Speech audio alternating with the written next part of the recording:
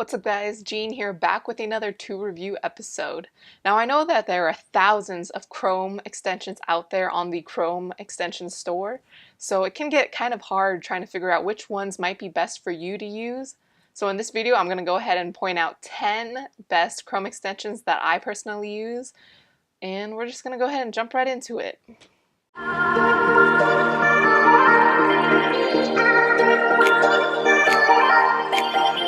Starting off with Chrome app number 1, and that is Adblocker. If you're not already using Adblocker, I don't really know which era you're in, but it'll save you a lot of like those pesky little ads that keep popping up on your screen. So I mainly use it because I don't really like seeing the ads that are shown on the top of a Gmail when you are logging into the web browser version. So if you're using Adblocker, it'll remove those two fake emails that make you think that they're real from being in view, as well as it will remove some of the ads that you see on other websites. Now there are a lot of Chrome extensions that do ad blocking, so it's more so a preference of what you would like to download. I personally use AdBlock Plus, but there's also uBlock and a lot of other ones. Now not all of them will have the same functionalities of being able to block certain ads, so it's more so for you to figure out which ones block the main ads that you don't want to see. The downside to AdBlock is that a lot of websites now are getting a little bit smarter by telling whether or not you're using an ad block, so they'll ask you to whitelist their page, and that's generally okay because it's normally only one or two, but I've seen that now more and more websites are starting to catch on to people using AdBlock. And I know that that is how they get their revenue, but sometimes it's just like unrelated ads that I just don't want to see, as well as it's more of a privacy issue. On to Chrome extension number 2, and that is Honey. If you haven't heard of Honey, it's basically an extension that will sit at the top of your web browser and it'll help you shop. So it'll help you shop in the sense that it'll help find you coupons that might help you save money, as well as there's the functionality to know when the price of an item that you are looking to buy has dropped. So I mainly see this on Amazon. So if you are going to purchase an item on Amazon, but you kind of want to see the trends of the prices, you can do that. It'll show you the price history so you know whether or not you're getting it at a good price. So if you're getting it when it's a little bit higher than it usually is being sold at, you should probably hold off probably a week or two. But there's also the functionality to add it to your drop list. By adding an item to your drop list, it'll send you a notification email to the email that you use to register with Honey, and it'll send you a notification on that item saying that the price has dropped, would you like to buy it now? So Honey helps you save money by applying promotional coupon codes that you might not know of, and it'll save you time from having to go search them up on Google. And it will help you save money by adding them to your drop list or viewing the price history. Now, if you haven't signed up for a Honey coupon code already, feel free to go ahead and check the link down below and you can sign up from there. On to Chrome app number 3, and that is Toby. Toby is a tab manager basically, and it's honestly probably the best tab app that I've found. I know a lot of people tend to use Momentum because it's clean, it shows you the time, and gives you a motivational quote, but I'm more of a person who likes to have all of their tabs organized. So with Toby, it gives you the ability to do that by organizing them into classes or sections if you want, and you can name these sections whatever you want. So I have different ones for social media where I'll have a tab for Facebook Messenger, YouTube, Twitter, and all these other social media platforms. Then I have another one for school, even though I'm no longer in school, but I had one for Gmail, Google Drive, the website portal, and it'll show you all of the current tabs that you have opened, and if you click on one of those, then it will automatically bring you to that opened tab. But I just find it nice to use because it gives you the option to open all of the tabs within a class altogether, or it's easier to just simply click on an icon rather than having to type out some of the URL's name and then possibly get it wrong, and then it'll be redirecting you to some other fake scam website, or it'll just say this website does not exist. So I just find Toby easier to use. On to Chrome app number 4, and that is LastPass.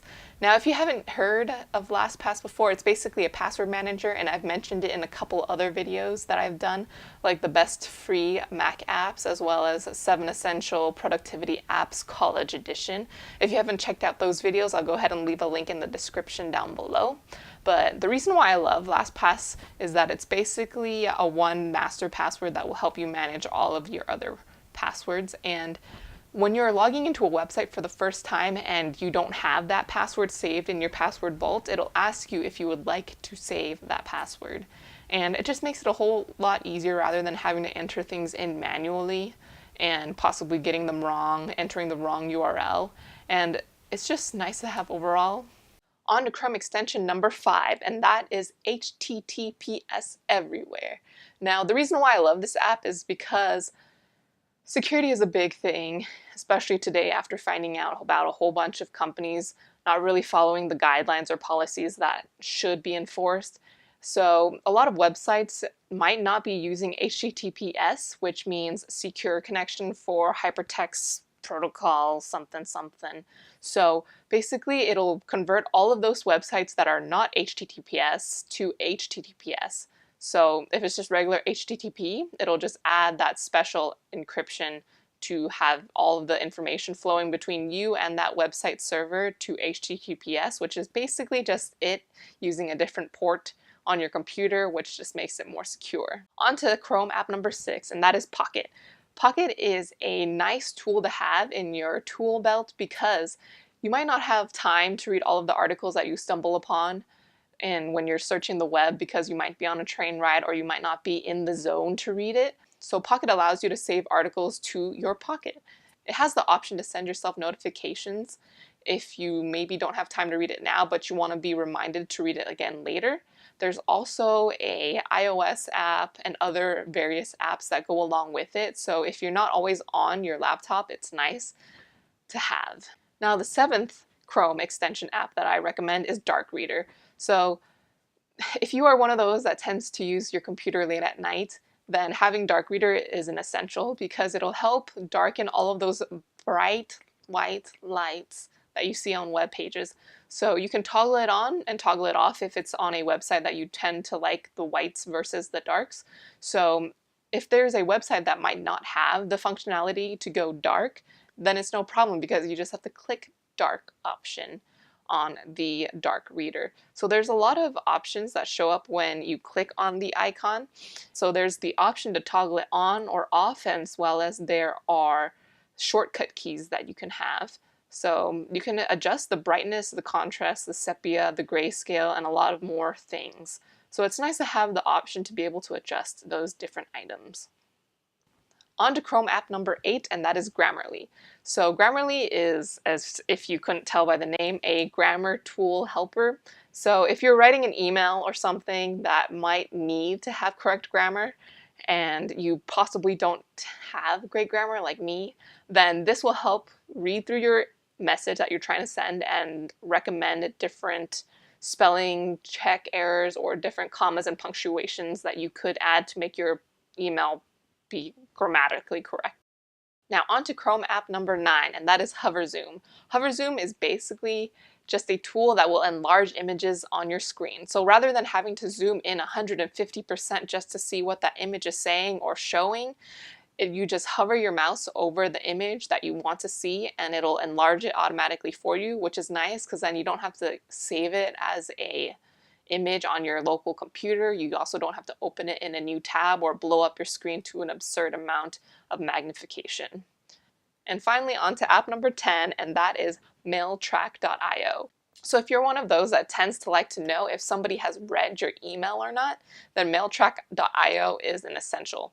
There are different plans that you can get. There is the free option, which I personally use because I just find it sufficient enough for my needs, but there's also the monthly pro option, which is $10 a month. Then there's the quarterly pro, which is $6.90 a month, as well as the yearly pro, which is $5 a month.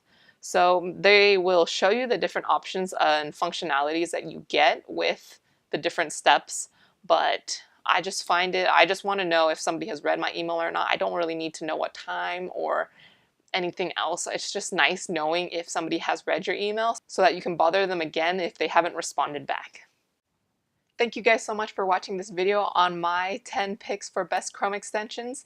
If you thought that there was a Chrome extension that I should have included in this video, go ahead and drop it down in a comment down below and I'll be sure to check it out. If you guys like this video, go ahead and smash that thumbs up button and subscribe to my channel for further content, and I'll see you guys later.